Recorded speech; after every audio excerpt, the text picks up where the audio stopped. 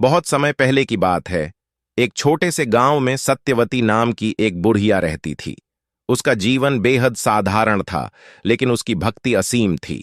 वह भगवान विष्णु की परम भक्त थी और अपने दिन का अधिकांश समय उनकी आराधना में व्यतीत करती थी।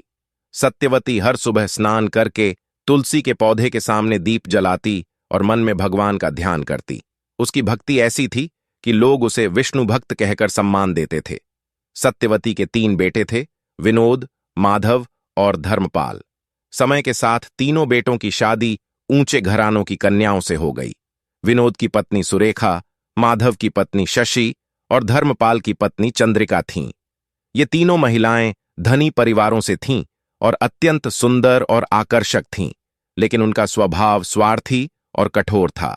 शादी के कुछ ही दिनों बाद से बहुओं के स्वभाव ने अपना असली रूप दिखाना शुरू कर दिया। सुरेखा का स्वभाव सबसे ज्यादा तुनकम मिजाज था। वह अक्सर सत्यवती से कहती, माँ जी, ये हर समय का पूजा पाठ बंद कीजिए। हम इस घर में भी सुख शांति चाहते हैं। आप अपने भगवान में खोई रहती हैं और घर का ध्यान रखने वाला कोई नहीं। सत्यवती ने विनम्रता से उत्तर दिया, बेटी, भगवान विष्णु ही मेरे जीवन का आधार हैं। उनकी कृपा से ही सब कुछ है। मैं जितना समय पूजा में बिताती हूँ, उससे अधिक आनंद और शांति मुझे कहीं नहीं मिलती। सुरेखा ने हंसते हुए कहा, माँ जी, यह सब बातें पुराने समय की हैं। आजकल जीवन में आगे बढ़ने के लिए इन सब चीजों का त्याग करना पड़ता है। इधर शशि, जो सबसे ज्यादा अभिमानी थी, अपनी सास की गरीबी का मजाक उड़ाते हुए कहती, माँ जी, हमारे घर में तो हर चीज की भरमार थी। यहाँ आकर मुझे लगता है कि मैं किसी गरीब घर में आ गई हूँ। ये कैसी जिंदगी है। चंद्रिका, जो चालाकी और मक्कारी में माहिर थी, ने कहा, माँ जी, आप भी थोड़ा आराम कर लिया करो। अब समय आ गया है कि हम घर का भार अपने हाथों में ले लें। आप बस पूजा पाठ किया कीजिए, बाकी सब कुछ हम संभाल लेंगे। सत्यवती ने अपनी बहुओं की बातें सुनी, लेकिन उसने कभी किसी का विरोध नहीं किया। वह जानती थी कि सांसारिक बातें क्षणिक हैं और उसकी असली शक्ति उसकी भक्ति में ही है। वह चुपचाप भगवान विष्णु की पूजा में लगी रहती, लेकिन बहुओं का असंतोष धीरे धीरे बढ़ता गया। एक दिन तीनों बहुओं ने आपस में बैठक की। सुरेखा ने सबसे पहले अपना गुस्सा व्यक्त किया। अब और बर्दाश्त नहीं होता। हम क्यों इस तरह से गरीबी में घुट घुट कर जिएं? हमें अपने पतियों से अलग होने की बात करनी होगी। माँ जी को अलग कर देना ही सबसे अच्छा उपाय है। शशि ने सिर हिलाते हुए कहा, हाँ दीदी, तुम्हारी बात बिल्कुल सही है। हमें अपनी माँ जी से अलग रहना चाहिए, तभी हम अपने जीवन का आनंद ले सकते हैं। चंद्रिका ने चालाकी से सुझाव दिया, लेकिन हमें यह काम बड़ी सावधानी से करना होगा। हमें अपने पतियों को इस तरह से मनाना होगा कि वे खुद ही माँ जी से अलग होने का निर्णय लें। तीनों ने अपने अपने पतियों से बात करने की योजना बनाई। उस रात जब विनोद, माधव और धर्मपाल घर लौटे तो उनकी पत्नियां रोने लगीं और अपने दुखड़े सुनाने लगीं। सुरेखा ने विनोद से कहा, देखो विनोद, मैं इस घर में और नहीं रह सकती। तुम्हारी माँ के साथ रहना मेरे लिए असंभव हो गया है। मैं चाहती हूँ कि हम अलग हो जाएं और अपने घर में सुख शांति से रहें। विनोद, जो अपनी पत्नी से बेहद प्यार करता था, उलझन में पड़ गया। उसने कहा, लेकिन मां को अकेला छोड़ना ठीक नहीं है। वह इस उम्र में अकेले कैसे रह पाएगी? फिर इधर शशि ने माधव से कहा, तुम्हारी माँ ने तो हमारा जीवन नर्क बना दिया है। अगर तुमने फैसला नहीं लिया तो मैं तुम्हें छोड़कर चली जाऊंगी। माधव भी अपनी पत्नी की बातों से परेशान हो गया। उसने सोचा, मां को अकेला छोड़ना गलत होगा, लेकिन पत्नी के बिना मैं कैसे रहूंगा? चंद्रिका ने धर्मपाल से कहा, तुम्हें अपनी माँ के प्रति बहुत ज्यादा जिम्मेदारी निभाने की कोई जरूरत नहीं है। हम अलग होकर भी उन्हें देख सकते हैं, लेकिन एक साथ रहने से हम सब दुखी रहेंगे। धर्मपाल, जो हमेशा अपनी पत्नी की बात मानता था, उसने भी इसे सही समझा और तीनों भाइयों ने अपनी मां के पास जाकर उसके सामने प्रस्ताव रखा। विनोद ने मां से कहा, मां, हम सोच रहे हैं कि अब हमें अलग हो जाना चाहिए। हमने बहुत कोशिश की, लेकिन अब और नहीं हो सकता। हम तुम्हारे लिए एक छोटा सा हिस्सा छोड़ देंगे, जिससे तुम अपनी पूजा पाठ कर सको। सत्यवती ने अपने बेटों की बातें सुनी और उसका दिल टूट गया। उसकी आंखों में आंसू आ गए, लेकिन उसने अपने दुख को छिपाते हुए कहा, बेटा, अगर यही तुम्हारी इच्छा है तो मैं इसे स्वीकार करती हूं। मेरे लिए भगवान विष्णु ही सब कुछ है और उनका आशीर्वाद मेरे साथ है। तुम सब सुखी रहो, यही मेरी प्रार्थना है। फिर संपत्ति का बंटवारा हुआ और सत्यवती को एक छोटा सा हिस्सा मिला। वह छोटे से घर में अकेली रहने लगी। उसका जीवन कठिन था, लेकिन वह संतुष्ट थी, क्योंकि उसकी भक्ति ही उसका सबसे बड़ा सहारा थी। वह हर दिन तुलसी की पूजा करती, अपने छोटे से घर में भगवान का ध्यान लगाती और यही सोचती कि उसके बेटे सुखी रहें। इस बीच भगवान श्री कृष्ण सत्यवती की असीम भक्ति से प्रसन्न होकर साधारण मनुष्य का रूप धारण करके उसके दरवाजे पर आए। उनके चेहरे पर करुणा की आभा थी और उनकी आंखों में दिव्यता की चमक। उन्होंने सत्यवती से कहा, मां, मैं एक यात्री हूं। मुझे कुछ समय के लिए आश्रय चाहिए। क्या आप मुझे अपने घर में ठहरने की अनुमति देंगी? सत्यवती ने उनके चरण स्पर्श करते हुए कहा, आप तो स्वयं भगवान का रूप हैं। मेरे घर में आपका स्वागत है। भगवान श्री कृष्ण ने उसे एक बीज दिया और कहा, मां, यह बीज तुम्हें भूख से बचाएगा। जब भी भूख लगे इसे ग्रहण करना, तुम्हारा पेट भर जाएगा।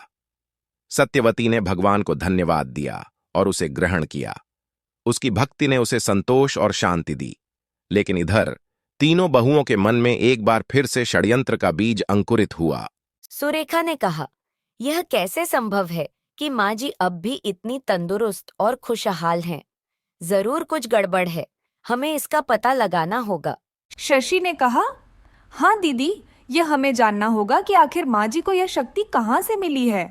चंद्रिका ने चालाकी से कहा, मुझे लगता है कि यह सब तुलसी के कारण है। वह तुलसी का पौधा जो माँ जी की सबसे प्रिय चीज है। अगर हम उसे नष्ट कर दें तो माँ जी की ताकत भी खत्म हो जाएगी। तीनों बहुओं ने एक षड्यंत्र रचा। एक दिन जब सत्यवती अपने भगवान की पूजा के लिए बाहर गई हुई थी, तो तीनों बहुएं उसके घर में घुस गईं। सुरेखा ने घर के सारे सामान को उठाकर नाली में फेंकना शुरू कर दिया। शशि ने कहा, देखो, अब इस घर में कुछ भी नहीं बचा। माँ जी अब कैसे जीवित रहेंगी? चंद्रिका ने तुलसी के पौधे को उखाड़कर नाली में फेंक दिया और बोली, अब देखो, माँ जी की शक्ति खत्म हो जाएगी। लेकिन जैसे ही उन्होंने तुलसी का पौधा नाली में फेंका, उसी क्षण उन पर महापाप का असर शुरू हो गया। उनके शरीर में अजीब सा बदलाव आने लगा और देखते ही देखते वे तीनों सुअरनी बन गईं। वे चिल्लाने लगीं, ये क्या हो गया? हम सुअर क्यों बन गईं? उनकी आवाजें अब घुरघुराने जैसी हो गई थीं और वे इंसानी शब्द बोलने में असमर्थ थीं। जब वे घर लौटीं तो उनके बच्चे भी उन्हें पहचान नहीं पाए। बच्चे डरकर अपने पिता से कहने लगे, पिताजी, ये सुअरनी हमारे घर में क्यों आई हैं? इन्हें बाहर निकालिए। पतियों को जब सच्चाई का पता चला तो वे घबरा गए। वे भागते हुए अपनी मां के पास पहुंचे और उसकी माफी मांगने लगे। विनोद ने कहा, मां, हमने बहुत बड़ी गलती की है। हमारी पत्नियां अब सुअरनी बन गई हैं। कृपया हमें माफ कर दो और हमारी सहायता करो। सत्यवती ने अपनी बहुओं की दयनीय स्थिति देखी और उसकी आंखों में आंसू आ गए। उसने भगवान विष्णु से प्रार्थना की, हे प्रभु, मेरी बहुओं ने पाप किया है, लेकिन कृपा करके उन्हें माफ कर दीजिए। उन्हें फिर से मनुष्य बना दीजिए। उसी समय एक महान साधु वहां आए। उनकी उपस्थिति में सत्यवती ने उनसे उपाय पूछा। हे साधु महाराज, मेरी बहुएं अब सुअरनी बन गई हैं। कृपया मुझे बताइए, मैं क्या कर सकती हूँ? साधु महाराज ने गंभीर स्वर में कहा, मां, यह सब उनके पापों का फल है। उन्होंने पवित्र तुलसी का अपमान किया है, लेकिन अगर वे सच्चे मन से प्रायश्चित करें तो उनका उद्धार हो सकता है। सत्यवती ने विनम्रता से पूछा, हे महाराज, कृपया मुझे उपाय बताइए। मैं क्या कर सकती हूँ जिससे मेरी बहुएं फिर से मनुष्य बन सकें? साधु महाराज ने कहा, तुम्हें विष्णु भगवान की पूजा करनी होगी और तुलसी के पत्ते के साथ प्रसाद बनाकर भगवान को भोग लगाना होगा। फिर तुम्हारी बहुएं उस प्रसाद को ग्रहण करें और तुलसी के पौधे को जल चढ़ाएं, तभी वे पुनः मनुष्य बन सकेंगी। सत्यवती ने साधु महाराज के बताए अनुसार विधि विधान से पूजा की। उसकी भक्ति इतनी प्रबल थी कि भगवान विष्णु ने उसकी प्रार्थना सुन ली। सत्यवती ने विष्णु भगवान को तुलसी पत्र अर्पित कर भोग लगाया और फिर अपने बेटे और बहुओं को बुलाकर कहा, इस प्रसाद को ग्रहण करो और तुलसी के पौधे को जल चढ़ाओ। केवल तभी तुम लोग इस श्राप से मुक्त हो सकते हो। तीनों बहुएं बहुत ही लज्जित थीं, लेकिन उनके पास कोई और रास्ता नहीं था। उन्होंने प्रसाद ग्रहण किया और तुलसी के पौधे को जल चढ़ाया। भगवान विष्णु उनकी सच्ची प्रायश्चित को देखकर प्रसन्न हुए और उनकी कृपा से वे तीनों फिर से मनुष्य बन गईं। अब तीनों बहुएं अपनी सासू मां के पास आईं और रोते हुए माफी मांगी। माँ, हमने बहुत बड़ी गलती की, हमें माफ कर दो। सत्यवती ने उन्हें अपने आशीर्वाद दिए और कहा, भगवान ने तुम्हें माफ कर दिया है तो मैं भी तुम्हें माफ करती हूं, लेकिन आगे से किसी का दिल मत दुखाना। बेटों ने भी अपनी मां से माफी मांगी और वादा किया कि वे कभी भी अपनी पत्नियों के कहने पर मां से अलग नहीं होंगे। इसके बाद सभी ने प्रेम से मिलकर रहने का निर्णय लिया। सत्यवती के आशीर्वाद और भगवान विष्णु की कृपा से उनका घर फिर से खुशहाल हो गया। इस प्रकार भक्ति की शक्ति और भगवान की कृपा ने सत्यवती और उसके परिवार को एक नया जीवन दिया। इस कथा से हमें यह सीख मिलती है कि सच्ची भक्ति और प्रायश्चित से सबसे बड़े पाप भी मिट सकते हैं और जीवन में सुख शांति का मार्ग प्राप्त किया जा सकता है। तो दोस्तों, आपको यह कथा कैसी लगी कमेंट करके अवश्य बताएं। जानकारी अच्छी लगी तो वीडियो को लाइक जरूर करें और कमेंट में जय श्री कृष्ण और जय मां तुलसी जरूर लिखें। साथ ही चैनल को सब्सक्राइब करें। आप सभी का धन्यवाद।